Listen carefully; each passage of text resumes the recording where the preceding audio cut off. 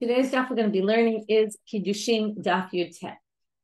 Today's daf is sponsored by Talia Heiken in honor of Shira Fishman and her family for making Aliyah on August 27th. The Denver community will miss you all. Secondly, came out this week about Avdut, slavery, and the Torah's perspective on slavery. So highly recommended. One of the things in these incredibly long dafim, we don't have enough time to really go into the thought behind everything. So that's what B'machshava Shniya has for on second thought. So recommended listening to. And also good luck to all those starting school today in Israel. School starts on September 1st. All the teachers, all the students. Mazal tov. Okay, we're going to get started with our daf. We're going to do a quick review of the end of yesterday's daf, which was also we kind of rushed through at the end, and it's very important to set up for today. We're in the middle of a question of Rabbi Baravua. Does Yehud, is that make her married or not? Okay, that was the whole question. And we brought a source to try to prove it, and then we couldn't prove it from that source. I'm now going to pull up the study guide and just do a little bit of a review of some things we saw yesterday. We saw this machloket about whether we said that a father, what rights does a father have, and when do his rights run out to marry her off, to sell his daughter to be a slave. So once he marries her the first time or betroths her, he can still betroth her again according to everybody, as long as he hasn't married her off. If she hasn't gotten married, I shouldn't say he marries her off, but he betroths her, and then if she gets married, once she goes into her husband's domain fully in marriage, the father no longer has rights, not to betroth her, certainly not to sell her as a slave. But what if she's only betrothed? So if she's only betrothed and her husband dies or divorces her, then he can also betroth her a second time. On the flip case, what about if he sells her to be a slave? Can he sell her to be a slave again? We saw there was a machloket about it between Tanakama and Rabbi Shimon. That's how we started this whole thing, because we said, the mission we saw is Rabbi Shimon. Right? That opinion we saw before was Rabbi Shimon, who holds that you can't sell a woman to be a slave twice. Okay, the father has no rights to that. We eventually saw that this is based on an understanding of the pasuk, a very interesting understanding, big doba, that he rebelled against her. I'm trying to think of the exact word for bigidah, because bigidah is treason. It's like a rebellion, but he did something against her by selling her once. He doesn't get to do that twice, which shows a real negative attitude about a man who sells his daughter to be a slave. We are not, Rabbi Shimon certainly thinks it's a bad thing to do, and therefore, yes, the Torah gives him rights to do it, but only once, not twice. Then we had a whole question about what about shifchut achar ishut. And this is the one that's going to be important for today, which is after she's betrothed, he betroths her once, can he sell her to be a slave? And the question is, right, Rabbi Akiva says no, because, right, we said, big doba, once he puts his talit on her, right, there's big doba, he can no longer sell her. And we said that was you, whatever, there were different, we'll leave that for right now.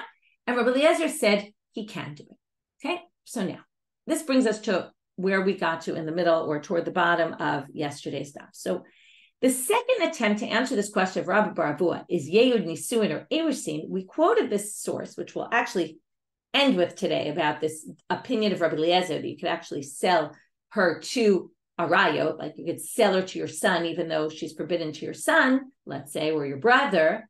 But the basic opinion is you can't sell her to a relative, because, again, the whole idea of selling her is that there's this potential to marry her. And since if you marry her, you'll end up with Isur Kared or Mita Beitin, you'll get killed by the court. Of course, you can't do that. Rabbi Eliezer thinks you can, but they both agree in a case of what we call Chai Velav.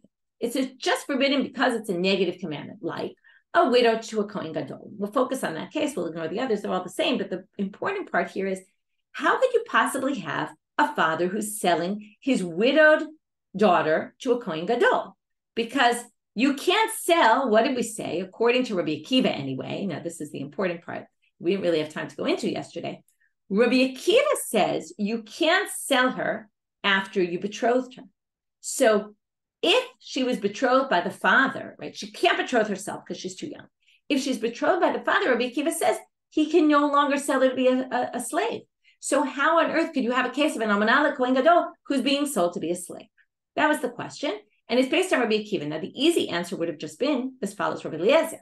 So the commentaries say, why did we just say this follows Rabbi Eliezer? Who says, shifchut and ishut, two different things. You can sell her to be a slave after ishut. Well, the reason why is because who's Rabbi Eliezer? Rabbi Eliezer is Rabbi Eliezer ben Horkanus. Where do we know Rabbi Eliezer ben Horkanus? The famous story, Tanur Shalachnai. And in the Tanur Shalachnai story, he becomes ostracized because he basically, right, all the heavenly signs follow him, but the rabbis disagree with him. And therefore, he ends up, right, because he sticks with his opinion and doesn't agree with the rabbi, like doesn't go with the rabbis in the end, he goes against the majority opinion and they put him into excommunication. It's a very sad story. And also fascinating story about the development of halacha, but not for today. Bava Metzia will get there. And basically, they say, and this comes up in another sugya, Rabbi Eliezer is a shamuti. Shamuti either means milashon shamta, which is excommunication. He was excommunicated, or milashon shamai. He's from the school of Shammai, and we don't hold by that. He's what we call a kana'i, a very zealous person, and he has zealous opinions, and we don't follow his opinion. So that's why they tried first. You're going to see later in the end, they're going to suggest maybe it just follows Rabbi Eliezer. But right now, they're going to try to understand it not according to Rabbi Eliezer because of that. So what happens here? Let's pull up the study guide one more time. So we have, basically, it can't be that she betroths herself because there's no such thing as betrothal of a minor. And she has to be a minor because she's being sold here by the father. She can only be, right? And this was the marriage that happened before she was sold. So it can't be that. It can't be the father because he can't do it, again, according to Rabbi Akiva. So comes Rav Amram and he says it must be there was Yehud here. And then in order to make Yehud work for our answer here, you'd have to say it's according to Rabbi Yosi Rabbi Yehuda, who we're going to deal with a lot today and understand his opinion a lot better, who says, Ma'ot harishono lav lekiddushin nitnu. Okay, what does that mean? It means that what betrothed her in the end was it, there's two monies going on here. One is the master, when he buys her, he purchases her from the father, right? That's how he buys her to be a slave. So the person who's now going to eventually marry her gives money to the father. That's like Kiddushin. That's usually what happens at Kiddushin. Kiddushin of a minor, the husband gives money to the father, and with that, she's betrothed. So is it going back to there, which would then mean, for example, let's say they do the Yehud, they do the sale. He buys her in 2020. In 2023, he decides to marry. Okay, he does Yehud. Now, if we say, against what we just said, Rabbi Yosi, Rabbi Yehuda says, if we say the money that affects the Kiddushin is the first money that was given to her, that was given to the father in 2020, then when he does the Yehud in 2023, retroactively she's married from 2020. What's the relevance? Well, the relevance is, what if the father goes and betroths her to somebody in 2022? Is she betrothed to him or not? So if you say that, if does the master have rights to betroth her after that? So if you say it's all retroactive, then the master can come along in 2023 after she was betrothed to someone. It sounds like a crazy situation. Betroth her and cancel the betrothal of the guy who did it in 2022. Because when he does Yehud and acts upon his option, right, he has options here to betroth her, it means that all the way from the beginning she was betrothed to him, which means that any betrothal that came in after that is irrelevant, erased. Because you can't be betrothed to two people. So once there's a betrothal, the other one gets canceled. Rabbi Yosi, Rabbi Yehuda says, no, it has nothing to do with that money. The money, and this answers our question really, because the money has nothing to do with the father at all. The Yehud has nothing to do with the father. That's why the father can later sell her if she becomes a widow from this Yehud, because the father had nothing to do with it. The whole thing about no shifchot achar ishud is because the father already gave her once, he can't give her another time. Right? He can't sell her as a maidservant after he already gave her to Kiddushin. But if we say, now, on what basis is the Kiddushin happening according to Rabbi Yosi, Rabbi Yehuda? It's happening based on, and this is at least one understanding of him. We're going to have a different understanding soon. But right now, the first understanding of Rabbi Yosi, Rabbi Yehuda is, we don't know where he says this. We're going to get to all that later today. It's going to be an unraveling of all the details of the daf as we go on. But basically what happens, he does Yehud. It has to be within the 6-year period. So there's going to be some time left that she's now no longer going to need to be a slave. So he's basically canceling her slavery with that benefit that she no longer needs to work. That's the money of the Kiddushin. It's like canceling a loan almost, right? He's basically saying, now you'll benefit that you won't have to work as a slave with that money I'm betrothing you. And then the betrothal happens now in 2023, which means if she was betrothed to someone in 2022, if the father betrothed her to someone, that betrothal is valid and you can no longer do Yehud. Okay, so the Yehud would be irrelevant in that case. So that's Rabbi Yosi, Rabbi Yehuda. So how does that resolve our issue? Again, because once you say that, you remove the father from the picture, and now we have a case of an almanah. Now, what does that show? That shows that Yehud is erusin, because if it was nisuin, the father wouldn't be able to sell her to be a slave woman after she's already been married to her husband, right? We already learned that nisuin removes you from the father's domain. So that's almost where we got up to. Let's just read the last few lines of Yuchet Amabed inside. So they say now, Elamai, 7 lines from the bottom. Elamai, erusin says. So now what do you want to say? You want to say it's erusin, vishavin, right? In other words, Yehud is erusin. But it says in the source that we saw before, the machlok between Rabbi Eliezer and the rabbis, vishavin shemuchla. You can sell her, v'ha ein adam mocher bitol shivchot achar ishud. But wait, Rabbi Akiva said you can't sell her to be a shivcha even after Kiddushin. Elamai lech l'meimer. So what's the explanation? We already explained this, but what's the explanation? Shani erusin didami erusin davia. What does it mean, shivchot achar ishud? Ishud, that the father initiated. This is ishud that the father didn't have anything to do with because he didn't get the money of the Kiddushin. She got her slavery canceled. He had nothing to do with it. Well, in that same tone, afilu tema nisuin oseh, shani nisuin didami nisuin davia. You could say the same thing even if she was married. You could say that Yehud makes marriage. She was married to this guy.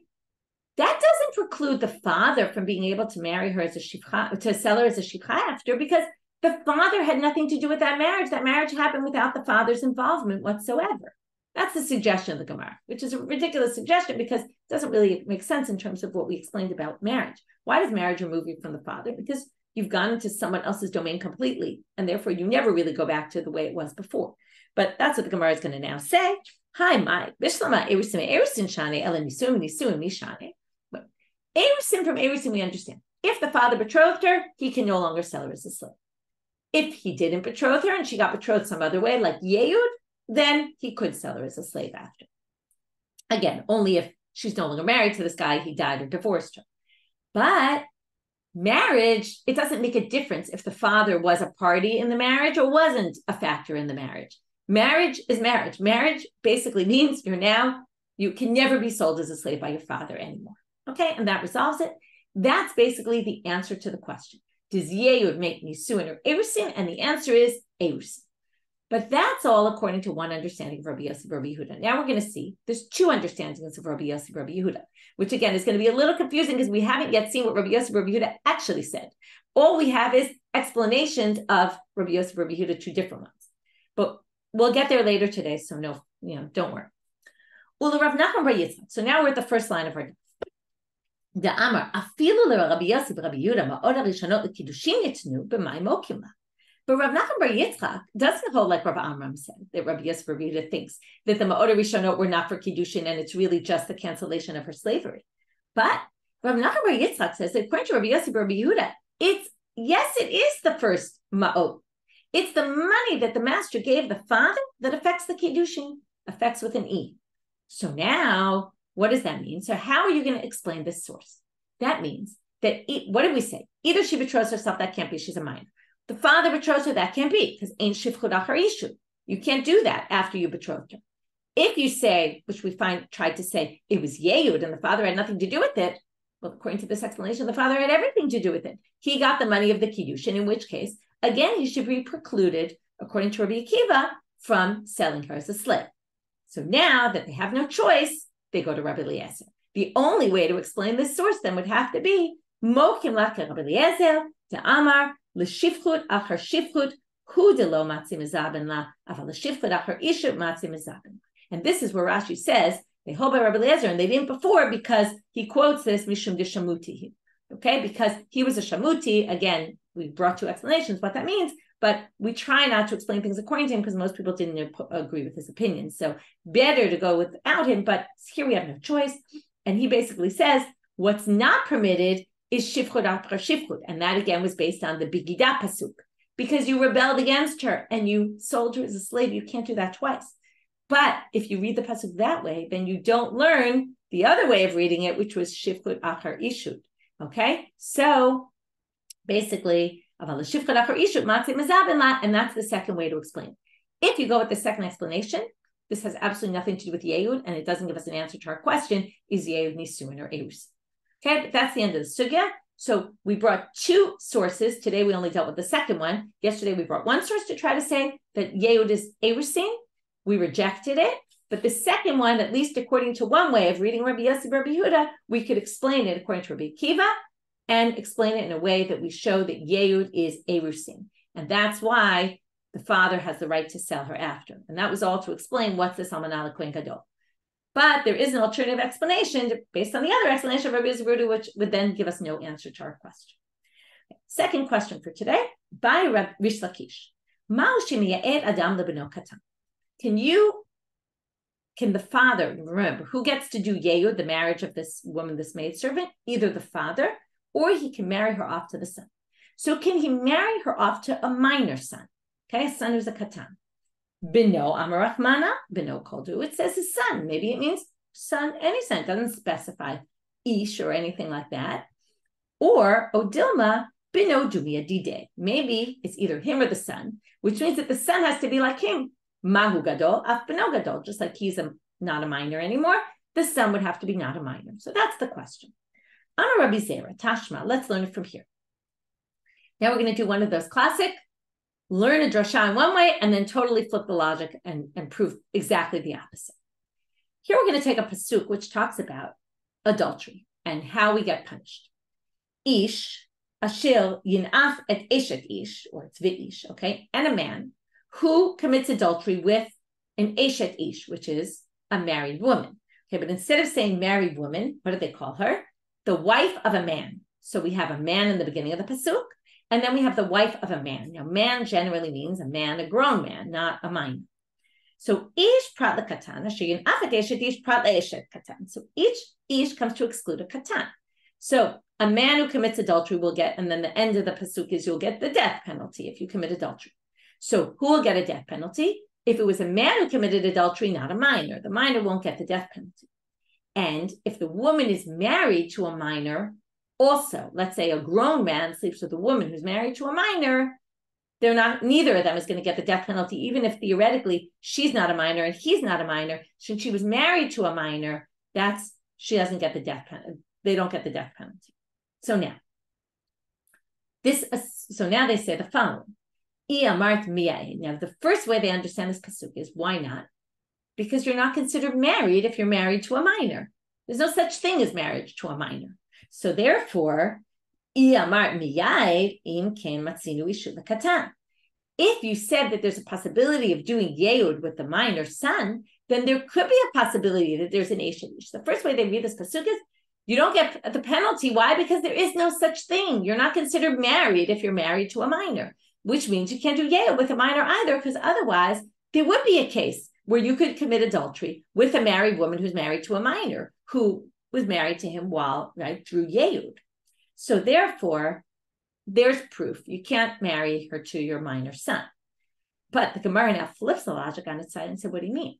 This pasuk isn't saying there's no such thing as marriage to a minor. This is saying there's no punishment if she's married to a minor, which actually proves the opposite. Because Elamai, what do you want to say? According to your first answer, what do you want to say? Eno miyai, that there is no Yehud for the minor? In which case, amai kamimai lekra.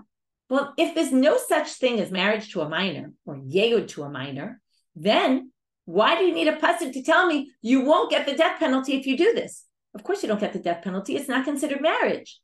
So, kifsho mina de biyad. Therefore, okay, we have to do a few stages here. It just says it's one stage, but you have to understand a few stages. Number one, therefore, there must be something, a way that you can marry a minor. Now, why don't you just say, let's say a minor married a woman. But the rules are, now we've been learning all along, the father can marry off his minor daughter. Why is that? In order to marry, you need consent. In order to have consent, you need to be of age. Well, when the father marries off his minor daughter, the father accepts, he's the knowledge person. He's the person who has understanding. He gives his consent. when the man, though, doesn't have the father and son relationship is not the same. He can't betroth his son. So therefore, if the closest we get to a man betrothing his son is this, Yehud, okay? And that's why they're asking, can he actually betroth his minor son? But take regular marriage. There's no such thing as marriage with a katan, because the katan doesn't have the ability to consent to marriage. He can't do the act of Kiddushin. So there is no such thing. So now they say, if the pasuk says you're not going to get punished if there was such a marriage, it assumes there is such a thing as this marriage, just you're not going to get the punishment for it if you commit adultery, right? If you commit adultery with the wife of such person. So what possible case could there be of a minor? It must be this one, Yehud. And that proves the opposite, that there is Yehud with a minor. So we've now taken the same source and basically tried to prove it try to prove opposite things from it. So Rav Ashi says this isn't a good proof at all, what you just proved, because even if we accept your assumption that this pasuk presumes there is such a thing as marriage of a minor, we have a different case. It doesn't have to be Yehud. You might remember we learned this, that to do the mitzvah of Yibum, the man has to be 9 years and a day, because Yibum is all about having relations. And once he's 9 years old and a day, his bi'ah is considered bi'ah, okay? That's any sexual relations he has is actually considered an act of sexual relations. Under that, it's not. And midoraita chazila. So since by Torah law he could do yibum at that age, you might say, you might have thought, since the Torah views this as a marriage, so let's say he's 10 years old, he does yibum with the woman who's chayav in yibum. Doesn't matter, right? Whatever her age is. But he's a minor. If she now has relations with somebody else, commits adultery with him, they're not going to get the death penalty. You might have thought, yes, because it's a marriage. No. Okay? He has to be of age. That's what Eshet Ish comes to teach you, which has absolutely nothing to do with Yehud. So we now have two different ways of understanding the source. Does this, right? We have a few different ways of understanding it, so it's not really clear, which is why the Gemara goes back to my Havel. So can you do Yehud with a minor or not? Tashma. Let's learn from here. Second, Amar Rabbi Abu Amar Rabbi Yanai, and this is going to be a very clear answer. And Yehud ela begadol. It's only for a gadol, meaning you cannot betroth her to the minor son. Now they continue and they say, not only ein Yehud ela begadol, ein Yehud ela midah, and you can only do Yehud with knowledge. Now, Gemara says, Tarte, that sounds like two of the same thing, because why can you only do it when you're gadol? Because you have to do it knowingly, understanding what you're doing. So they say two explanations of this line, okay? How these two lines work together. The first is to say, matam kama. The second part is explaining the reason for the first part. Matam ein Yehud ela begadol. Why is there no Yehud only for a gadol? Lefisha ein Yehud ela midat. Because the man has to know what he's doing. But a second interpretation, ibait ema, my midat, midat didat. Midat means with her knowledge, okay? Meaning she has to know about it. Titania Abai Bered Rav Yavau, and here we're going to prove this reading based on what the Braita that Abai brings. Abai, the son of Rabbi Yavau. Not the same Abai we usually know. Asher lo ya'adam. We're going to read this pasuk a few times today. Okay, this is the pasuk we've seen already a number of times. Im ra'a b'nei adonai, if she's bad within the eyes of her adon, asher lo ya'adam, the he. Okay, lo could be either not yada or yes yada with a vav or with an aleph. We're not going to get into that today. But asher lo yada. Okay, now vehefda, and then he redeems her. Right, he doesn't want to do yehud, he redeems her, and then right lo lam nachri lo yimshol l'machra b'vigdoba, and that's where we had the bigdoba. But right now we're going to focus on the word ye'ada.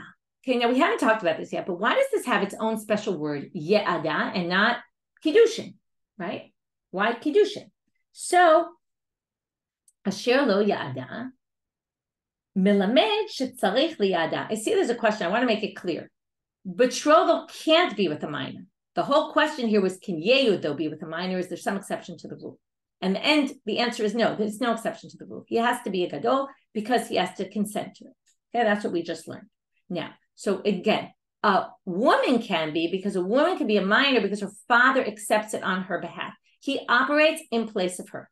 There's no such relationship between father and son in halacha, and therefore the father can't accept it for the son. The son has to do it himself. He can only do it when he's a when he's of age. I hope that answered the question. If not, you can try to write and maybe I'll notice the question as I'm teaching. Okay, so now Abai explains the following. He brings this breath. Asher lo yada means that, why did they use the word yehud here? Milamed shetzarich liyada.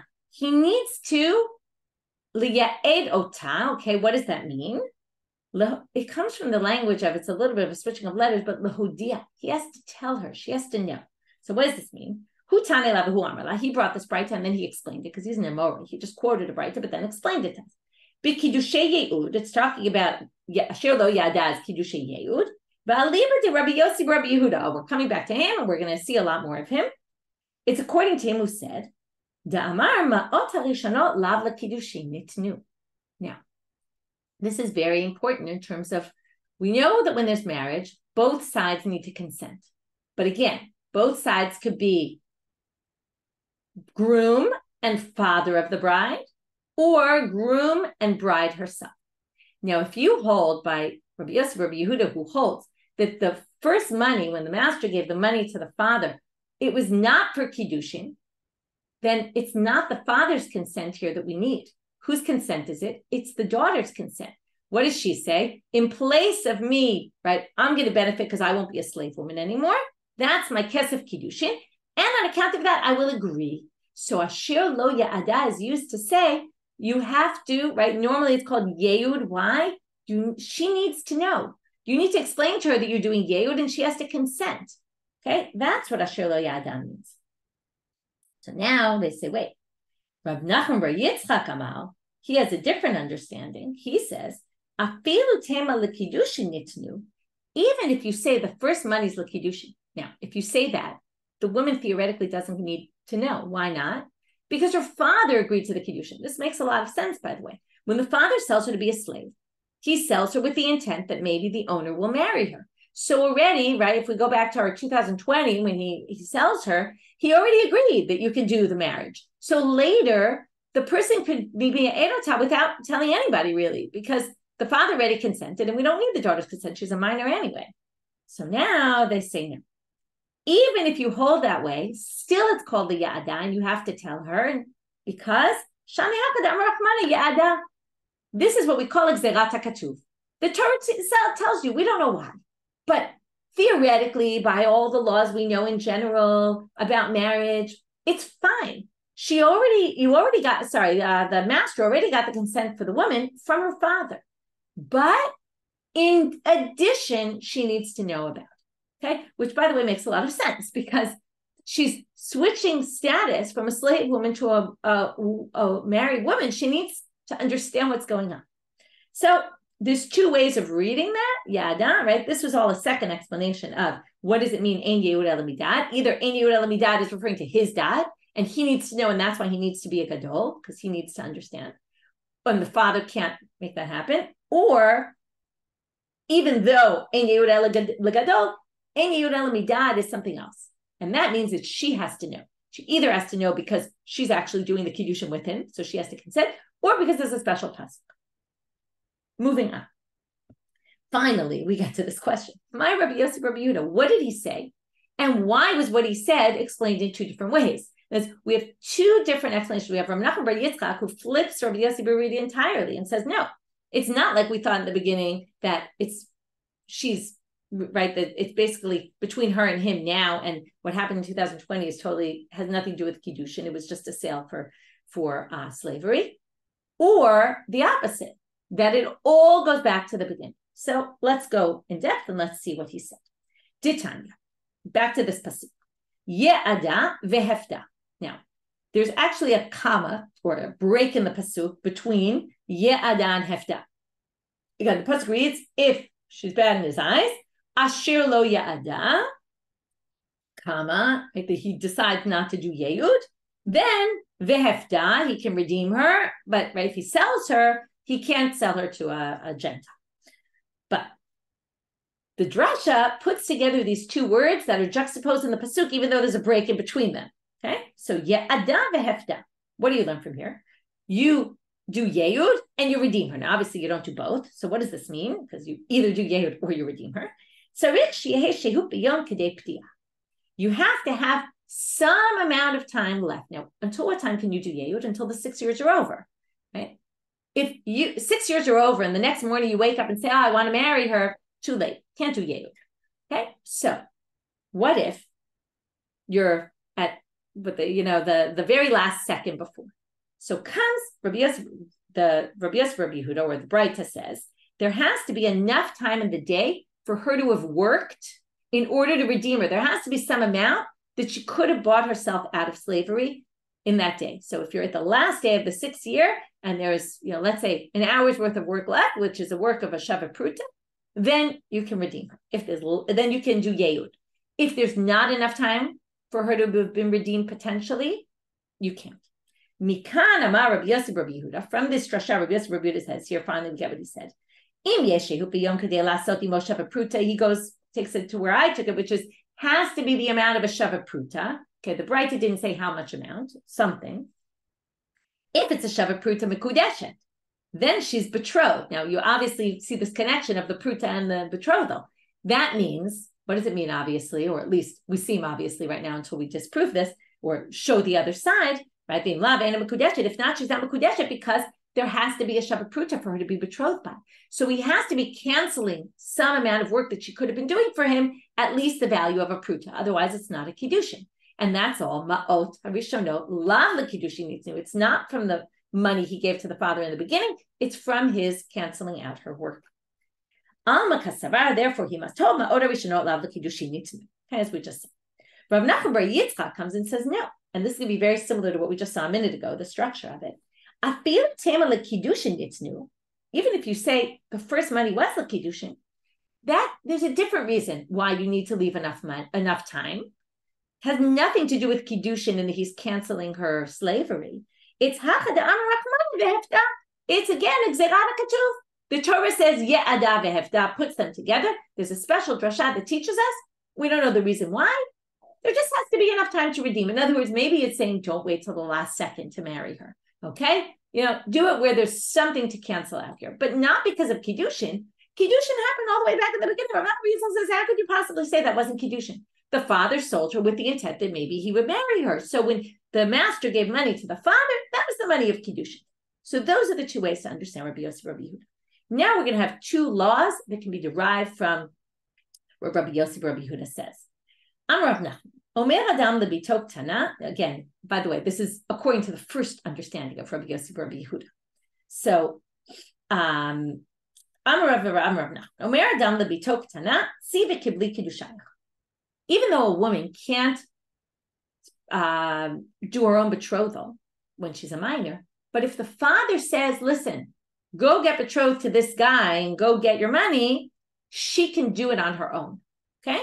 She can go and be the one to consent and all of that, okay? She can do it. How do we know this? Rabbi Yosi, Rabbi Yehuda. Because Lav Amar Rabbi Yosi, Rabbi Yehuda, Ma'oder Rishonot Lav the Kiddushin Nitnu, V'chim Yishar B'Shav Pruta V'Kiddushin, Achinami Lo Shna.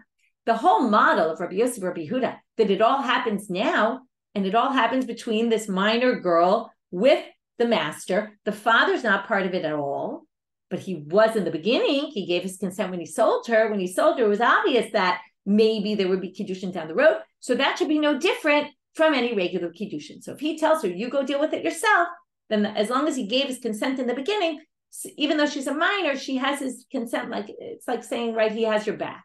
So he's involved in it. So that's okay. But Amar Rav Nachman, another halacha, Makadesh b'milva sheyesh ala mashkon mikudesh. If you betroth her with a loan and you cancel the loan, this we already learned in the beginning of the Masechta, is a bit of an issue, but if there's benefit that she gains from knowing that she doesn't have to pay back this loan, that benefit is worth money. And based on that, if there was a mashkon associated, if there was collateral, he can betroth her based on that. So how do we know this? Rabbi Yosi, Rabbi Yehuda. Why? Because Lava Rabbi Yosi, Rabbi Yehuda, Ma'oder Rishonot Lav l'Kiddushin Nitnu. And therefore, on what is he betrothing her if it's not the first original money? Hai halva'ahi. It's like she owes him these years of work. He's canceling them. What's the mashkon? Well, he gufa mashkon. She's like a collateral because he holds her so that she pays back the loan. Basically, she works for him. she is basically staying in his household. That's collateral, even though we don't like to view women as objects or people at all as objects, but to a certain extent, she's functioning like a collateral would, promising her living in his house is promising that I will work for you. And he's canceling all that and betrothing her with it. That shows you could do a Kiddushin, right? So Kimashayr b'sheva pruta umiyad have a Kiddushin. As long as he leaves over something of a sheva pruta and does Yehud, that could be Kiddushin. So achanami loshna, that should work for Kiddushin as well. Okay, so what we did so far in the daf, let's just do a quick review before we move on. We finished up the question, Yehud Yisunoseh or Irisinose, based on the second source about the Almanah, the Kohen Gadol, that you could actually sell her as a maidservant, at least according to one understanding of it. If we understand it like Rabbi Akiva, that Ein Shifchut Achar Yishut, then it must be that something else happened here. What was it? It was Yehud, and Yehud is only Erisin, otherwise the father wouldn't be able to sell her. Second explanation didn't work for that, but the first one did. Then we asked, can you do it when your son is a katan? From there, we got into not only does he have to be a gadol, but also there has to be dat, perhaps his dat, perhaps her dat. And then we had a whole thing about these rashot that she also needs to consent. And then we went back to where does Rabbi Yosi, Rabbi Yehuda come up? And how did we get to two explanations of Rabbi Yosi, Rabbi Yehuda? And then we had two laws about Kiddushin that we can learn from his approach about Yehud. Now we're going to move on, although we're not really moving on because we're going to still be within Rabbi Yosi, Rabbi Yehuda. We're going to have a slew of braitot that are going to talk about Rabbi Yosi, Rabbi Yehuda, and the rabbi's disagreement about this whole thing about needing enough time in the day, and can you really do it at the very last second? Tanu Rabbanan, Ketzad mitzvat Yehud, how does it work? Omer la bifnei shnayim, harei v'kudesh li, harei muresel. You get two witnesses, you say in front of them, you're betrothed to me. Afilu b'sof shesh, even if it's the very end of the 6 years, okay, you can wait till the very last minute. Afilu samuch l'shkia l'chama. You can do it a minute before shkia, a minute before sunset. V'noheg b'minhag yishut. This is obviously not Rabbi Yosi, Rabbi Yehuda, because he said there has to be enough time to work a sheva pruta. That wouldn't be. And what else happens? Well, now she's your wife. Ve'eno noheg b'minhag shiklu. You can't treat her as a slave anymore. There's a different way to treat a wife and a slave. Rabbi Yosi, the Rabbi Yehuda Omer, he disagrees and he says, "Im yesh shehut b'yom kedei la'asot imo sheva pruta mekudeshet v'im lav ena mekudeshet." If there's enough time, this is we saw already. Here comes Rabbi Yosi, Rabbi Yehuda. No, it can't be at the very last second. There has to be enough time that she works enough of a pruta's value, and if not, the Kiddushin doesn't work. Mashal. Here's a mashal, a parable to understand this better. Lo'omer li'ishayit kadshili me'achshav la'achar 30 yom. The mashal, and now we're going to have to see who is this for, Tanakama or Rabbi Yosi, Rabbi Yehuda, although it'll be pretty obvious. It's like someone who says to a woman, be betrothed to me from now. You might remember we had this case in Gitin. Be betrothed to me from now in another 30 days. Okay, now what did we learn about that kind of case? So if he says, be betrothed to me now in another 30 days, which sounds like a bit of an oxymoron, but what it means is I'm doing the Kiddushin now, but we're really only going to be betrothed in 30 days. So what happens when the 30 days come and he betroths her? So, the betrothal kicks in. It actually kicks in retroactively. Okay? So if, therefore, someone else came and within those 30 days on day 20, someone came and betrothed her, she's betrothed to the first and not the second, because the betrothal goes retroactively, even though the real Kiddushin only happened on day 30. So now, Mashal Leman, who's this according to? Ilema Mashal Rabbi Yosi, Rabbi Yehuda. Rabbi Yehuda said it's not retroactive. It only works starting from now. So it can't be him. So obviously, the Mashal is according to the rabbi's opinion. To which the Gemara says, Pshita. That's pretty obvious. You didn't need to tell me that. I know that it's Me'achshav because it's retroactive. It goes back to the Kiddushin. What are you telling me? The Mashal has to add something. There's no point to give a Mashal if it's not going to add something that we didn't understand before. So now they say, well, Ma'u detema, halo amale me'achshav kamashmana. Since Yehud works retroactively, according to the rabbis, without saying the word me'achshav, nobody ever talked about Kiddushin back in 2020 when he sold her, right? There was no words of Kiddushin exchange. There was no saying from now, nothing. All it was a sale of an amah. And yet, when 2023 comes and the master decides to marry her, according to the rabbis, the Kiddushin was all the way back then, even though you didn't say any words like Me'achshav. So therefore, you might mistakenly conclude that if someone says in 2020, you'll be betrothed to me in 3 years, maybe that counts as when the 3 years comes and he betroths her, it was all retroactive from that date. No, only if you say me'achshav is it going to work.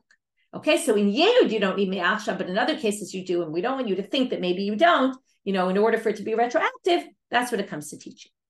Now we're going to do a mirror image entirely of what we just did. We're going to bring a braita, where instead of doing rabbis, Rabbi Yosi, mashal for rabbis, we're going to have Rabbi Yosi, rabbis, mashal for Rabbi Yosi, and then ask the exact same question on the mashal, and have the exact same type answer. So exact same structure, but the opposite, you'll see. He sells his daughter, and in this case, the father. Okay, so again, let's go back to 2020. He sells his daughter. 2022, the father betrothed her to somebody else. He totally did a workup on or how do you say it? He, look at the words, but he messed around with the master because it was as if he was telling him, you can marry her whenever you want in this time. And then he went and betrothed her to somebody else. And the betrothal to somebody else works because we're in Rabbi Yosi, Rabbi Yehuda, which is, it doesn't go retroactive. And therefore, she betrothed to someone else. She's dead. She's betrothed him. And the master can no longer marry her. So the father kind of messed up the master here. Did the kind of fake deal almost, because he kind of said, oh, yeah, you can betroth her, but then betroth her to somebody else. Divrei Rabbi Yosi, Rabbi Yehuda. That's what he holds. If he wants to betroth her, he wants to do the yehud, he can, because the betrothal the father did in 2022 is irrelevant if, and this is also, I didn't say this, I was hoping it was obvious, but maybe I should really spell it out. If 2020 is the sale, 2022, the father betroths her to somebody else, and then the master never does yehud, so then she's betrothed to the second guy. But if the master does yehud, according to the rabbis, in 2023 or 24, whenever it is, that retroactively, right, the Kiddushin kicks in from the beginning, and the Kiddushin of the second guy is totally canceled. Only if he opts into yehud. That's what I didn't mention before, but you should know. But anyway, so therefore, the rights of the master, even though she took this betrothal, he still has the rights to do yehud because he can retroactively cancel that Kiddushin. Mashal, here's the parable.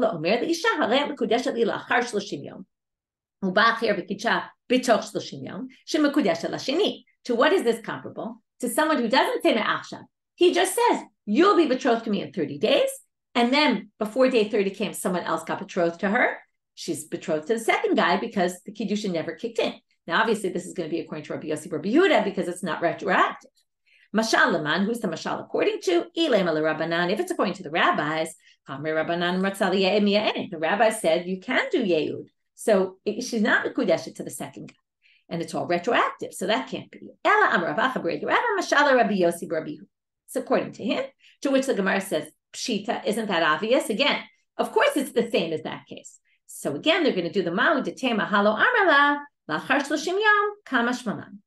You might have thought, in our case, in the Kiddushin, if you didn't say the Kiddushin case, in the Yehud case, when he buys her, there was no words of Kiddushin at all. So you might have thought that when there's no words of Kiddushin at the beginning, then, of course, it's not going to be retroactive. But if he even says in 2012, let's say he stands up today and says, in 30 days you'll be betrothed to me. And then, right, in 30 days she'll be betrothed. You might have thought that maybe we view that as if he said me'achshav, since he made a statement of Kiddushin, which he didn't do in the case of the sale. When he sold her as a slave, he never said Kiddushin. Now, of course, it's somewhat implied, but he never said Kiddushin. So you might have thought Lachar Shloshim Yom is no different from me'achshav ad Shloshim Yom. Therefore, they want to tell you, no. If you say Ba'od Shloshim Yom in 30 days or whatever you fill in, it's just like the Yehud, which means it will kick in only from now, and we don't go at all retroactive to your first state. Okay, and that's why they had to specify so that you don't come to a misconclusion from the Yehud and learn incorrectly to Kiddushin. Both these cases just set up that the Yehud and the Kiddushin have the same rule, that they're similar in the structure, but they're different in terms of the language used because they're both different types of arrangements. Because Yehud, the sale of a maidservant is already set up for Kiddushin. So even if you don't say anything, right, it's already, let's say, if you go retroactive, it's already as if it's there. By Kiddushin, you would have to say me'achshav. Okay, that's at least the first one. So moving on. Last section for today. Tanya Ida. Hamocher et bito. So this was just going more in depth into Rabbi Yosi, Rabbi Yehuda. Now we have another thing, which is a mocher bito pasak. almanat shelo liya'ed. Let's say the father sells the daughter, but makes a condition with the owner. This is the opposite of what we've been talking about until now. He says, under the condition that she's just going to work for you as a maidservant, and you will not be allowed to marry her. Father is saying, I do not consent to marry. Now, Nitzkayem hatnai to Rabbi Meir. Rabbi Meir says this is legit, no problem. Chachamim omrim im ratzah liya'ed miya'ed. The husband, the master, can ignore it and marry her. Why? Because the Torah already says you sell her to be a slave, and the master can do yehu. So you basically made a stipulation that goes against Torah law. And what do we know? This is the rabbi's opinion anyway, and we'll see who else is. But if you make a stipulation against what the Torah says, it doesn't work. Okay? Meaning, what doesn't work? What you said at the beginning, your sale or whatever it is, works, but the condition disappears because it's the condition that's irrelevant. It can't happen. The Torah says you could do yehu. So you can't say I'm going against what the Torah says.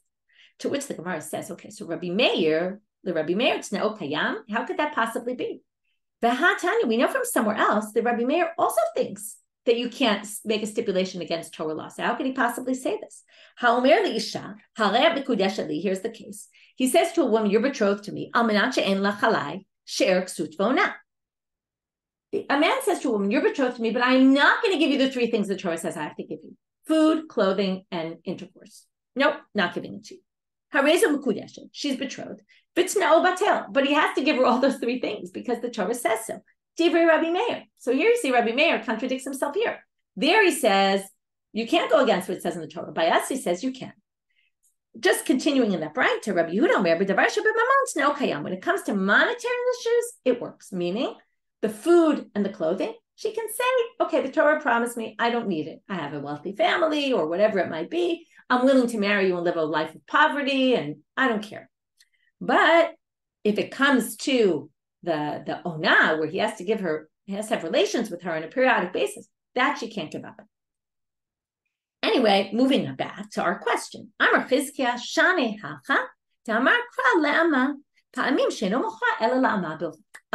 He goes back to the beginning. If a man sells his daughter le'ama, to be an ama, if you're selling your daughter to what, if not la'ama? Why does it say la'ama? To teach you, sometimes you could sell your daughter just to be an ama. Meaning you're not going against what the Torah says. Yes, there's an option for yehu, but it could be without that option. And that's what he learns from la'ama, and that's how we explain Rabbi Meir. So now we're left with, and this is how we'll end our daf, Rabbanan hai la'ama mai after. So if le'ama for Rabbi Meir comes to teach you that, but the rabbis think that's not an option to just sell for an ama. You can't make this tonight. It goes against what the Torah says. What is he going to do with la'ama? We're going to have two different answers depending on what you hold. And this will go back to something we learned previously, and we'll finish it up more tomorrow. But le'ama, and as we'll finish our daf, but the topic continues. He needs it for the following bright.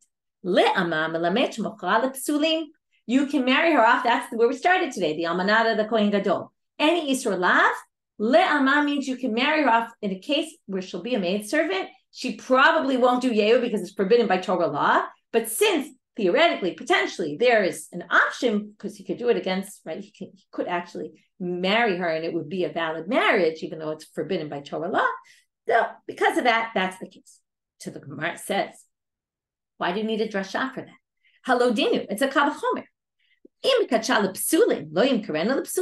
Kiddushin works for someone who's disqualified, you're not allowed to marry, but you did it, it works anyway.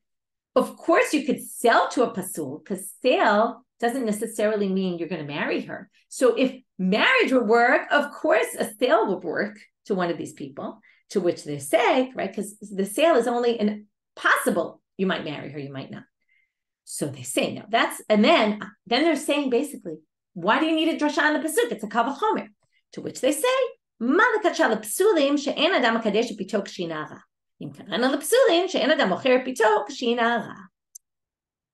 there's a strength by Kiddushin that isn't by selling. Kiddushin can be done even when the daughter's older, when she's a na'ara, when she passes the stage of 12 and 2 simanim for 6 months, the father could still sell his daughter, marry his daughter, but he can't sell his daughter anymore. So you see that selling is weaker, and therefore you don't have the kavachomer argument. To which the Gemara says, Talmud lomar la'ama melamed shmochra l'psulin, and therefore That's the answer. What do the rabbis do with la'ama? He could sell her to a pasul. That's the drasha. Then they say, Rabbi Eliezer, Omer, what do you mean? There's a different drasha that teaches that. First they said, maybe it's kavachomer, what do you need the drasha for? No, they rejected the kavachomer, you need the pasuk. But now he says there's a different pasuk. Where you learn that. Back to that pasuk. What does it mean, ra'a be'enei adoneh? Shera'a b'nisuin. That she's bad to marry her. What does it mean? It doesn't mean he doesn't like her. It means it's bad to marry her. Why is it bad to marry her? Because it's a chayve lavi. That already teaches you that you could theoretically sell her because there could be a matzav where it's bad to marry her. That would be chayve lavi. So you don't need la'ama for that. So matzav lo marama. I'll finish with this. He can sell her to, even here we get back to this opinion that we said we'll get back to, and we'll see it more tomorrow, or Shabbat stuff. You can marry her to a relative who's even Isur Arayot, like your son. Okay? That's even allowed to sell, sorry, not to marry her, I said it wrong, to sell her. You can sell her as a slave to a karov. Okay? So what we did in this last section, the previous stuff I already reviewed, so I'm just going to review from here. We have this opinion of Rabbi Meir that you could sell, you can, if you say under the condition that you don't marry her, you can sell her with that condition. How can we say this doesn't go against the Torah? No, because of the Trashav le'ama. What do the rabbis do with la'ama? Because they think this goes against the Torah. You can't just sell someone to be an ama. Well, they say either lipsulim you can sell her or to krovim. Okay, even though theoretically by Torah law you can't marry her, you could still sell her to be a slave to somebody like that. And that depends whether you're Rabbi Eliezer or whether the rabbis who say even to krovim or just to psulim. And within that, Rabbi Eliezer learned the psulim from a different pasuk, and that's why he used lama to get to the krovim. Okay, this we'll see much more tomorrow. In tomorrow's daf, there's a lot more discussion about those topics. And there's a study guide for Shabbat, so if you're going to learn on Shabbat, you can print it out. With that, finished our very long daf again. Wishing everybody a Shabbat Shalom.